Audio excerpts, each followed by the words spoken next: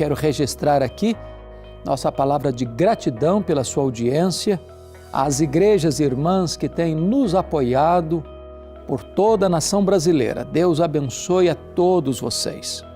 Hoje eu quero tratar de um assunto maravilhoso. Jesus não desiste de você.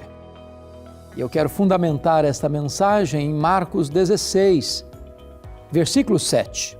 Vamos ouvir a leitura deste texto. Mas, ide, dizei a seus discípulos e a Pedro que ele vai adiante de vós para a Galileia. Lá o vereis, como ele vos disse. Eu quero então pensar com você sobre este assunto tão relevante. Jesus não desiste de você. E quero basear então esta palavra na história do apóstolo Pedro. Este homem que era filho de João, irmão de André, que nasceu em Betsaida, casado, pescador, morando agora em Cafarnaum, que foi chamado por Jesus para ser um pescador de homens, tornou-se um discípulo de Jesus, mais tarde um apóstolo, e o líder deles, tanto antes da sua queda, como depois da sua restauração. Este homem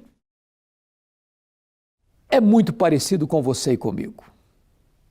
A história de Pedro retrata que ele era um homem de altos e baixos, de avanços e recuos, de escaladas e declínios, capaz da afirmação mais ousada: tu és o Cristo, o Filho do Deus vivo, para depois tentar sordidamente afastar Jesus da cruz. Este homem foi capaz de declarar a Jesus: ainda que todos te abandonem, eu jamais, por ti darei minha vida. Estou pronto a ir contigo para a prisão e para a morte. Para em seguida, covardemente, negar a Jesus 3 vezes. Bom, Pedro é tão parecido conosco que ele mora debaixo da nossa pele. O coração de Pedro bate em nosso peito. O sangue de Pedro corre em nossas veias. Nós temos o DNA de Pedro. Nós somos Pedro. A esperança para você e para mim é que o mesmo Jesus que restaurou Pedro é poderoso para restaurar também a nossa vida, porque também ele não desiste de nós. Pedro fracassou ao negar Jesus diante das pessoas que blasfemavam, que zombavam, que escarneciam de Jesus. Jesus olha para ele na hora exata que ele está negando. Ele cai em si, desata a chorar e sai dali chorando amargamente. Jesus é cuspido lá no sinédrio judaico e esbordoado, e Pedro não está lá. Jesus levado para o pretório romano e é espancado e vilipendiado, e Pedro não está lá. Na sexta de manhã, Pilatos condena Jesus à morte e ele sai carregando aquele lenho maldito pelas ruas apinhadas de Jerusalém, e Pedro não está lá. Às 9 horas da manhã daquela sexta-feira, Jesus é crucificado e Pedro não está lá. 6 horas de dores, cãibras, sede, sofrimento atroz, e Pedro não está lá. Sexta-feira, 3 horas da tarde, Jesus morre, entrega o seu espírito ao Pai e Pedro não está lá para lhe dar um sepultamento digno. Jesus é sepultado e Pedro não está lá. Passa o sábado, o silêncio da morte. Pedro está trancado com medo dos judeus. No domingo de manhã, não é Pedro, nem seus pares que vão ao sepulcro, mas as mulheres. E quando chegam, uma surpresa. O túmulo está aberto. Elas entram, o túmulo está vazio. Elas saem, um anjo à porta do túmulo, dizendo para elas: o que vocês vieram fazer aqui? Procurar entre os mortos aquele que está vivo? Ele não está mais aqui, não. Ele ressuscitou.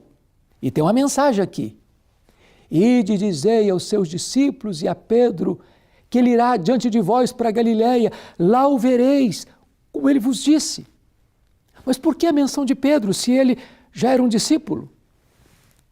Porque a essas alturas, Jesus sabia que Pedro não se sentia mais um discípulo. Pedro, Petros, fragmento de pedra, mentira, apenas pó. Negou seu nome, negou sua fé, negou seu discipulado, negou seu apostolado, negou seu Senhor. Pedro havia desistido de Jesus, mas Jesus não havia desistido de Pedro. Eu quero dizer para você que Jesus também não desiste de você, apesar das suas crises, apesar dos seus fracassos, apesar das suas quedas. Jesus vai para Galiléia para encontrar-se com Pedro. Ele já tinha desistido de tudo a ponto de retornar às suas redes. E naquela noite não pegaram nada, nem uma piaba sequer. E Jesus então se dirige a eles que estão lá no barco, a 100 metros da praia. Filhos, tendes aí alguma coisa de comer? E eles responderam: não. E Jesus diz: lançai a rede à direita do barco e achareis. Quando lançam as redes, 153 grandes peixes começam a pular nas redes. E João disse: é o Senhor, Pedro, ele está aqui, Pedro. E Pedro corre ao encontro de Jesus. Quando ele chega, vê um braseiro com pão, com peixe. Mas por que aquele braseiro? Só tem 2 lugares no Novo Testamento onde aparece a palavra braseiro. Foi onde Pedro negou Jesus e onde Pedro foi restaurado por Jesus. Jesus colocou aquele braseiro ali para dizer uma coisa para Pedro: Pedro, eu coloquei esse braseiro aqui para dizer para você uma coisa. A mesma cena onde você caiu, eu vou levantar você. Na mesma geografia que você me negou, eu vou lhe dar a chance de me confessar. No mesmo lugar que você foi um fracasso, eu vou restaurar a sua vida, Pedro. Sabe por quê, Pedro? Porque a minha graça é maior do que o seu pecado, Pedro. Então Jesus pergunta para ele: Simão, filho de João, tu me amas mais do que esses outros? Simão, filho de João, tu me amas. Simão, filho de João, tu me amas. E Jesus está aí restaurando a vida de Pedro, mostrando para ele, para cada queda sua, a graça era suficiente para colocá-lo de pé outra vez. Jesus não apenas restaurou Pedro, mas devolveu a ele o seu ministério, colocando em suas mãos o cajado de pastor. Apacenta os meus cordeiros, pastoreia as minhas ovelhas, apacenta as minhas ovelhas. Eu quero dizer a você hoje que Jesus não desiste de você. Ele está pronto a restaurar a sua vida, Ele está pronto a restaurar o seu ministério, Ele está pronto a restaurar o seu futuro. A partir daquele dia, Pedro foi um outro homem. Um homem cheio do Espírito Santo, um homem de oração, um homem que se levantava para pregar e os corações se derretiam, um homem que impunha as mãos sobre os enfermos e eles eram curados. Um homem que não temia a morte, nem açoite, nem prisão. O homem que levou o Evangelho e abriu a porta do Evangelho para judeus e gentios. Um homem usado poderosamente nas mãos de Deus. Porque Jesus não desistiu dele. Talvez você esteja caído, machucado, ferido. Talvez você fracassou. Talvez você envergonhou a Cristo. Talvez você retrocedeu, desanimou. Afastou-se da igreja, está desigrejado. Eu quero dizer para você que Jesus não abre mão da sua vida. Ele não desiste de você. E hoje Ele vem ao seu encontro para restaurar a sua vida, para restaurar a sua sorte, para restaurar o seu ministério. Eu vou orar com você. Hoje talvez seja o momento mais estratégico e decisivo da sua história. Você pode voltar para Jesus. Ele é rico em perdoar e tem prazer na misericórdia.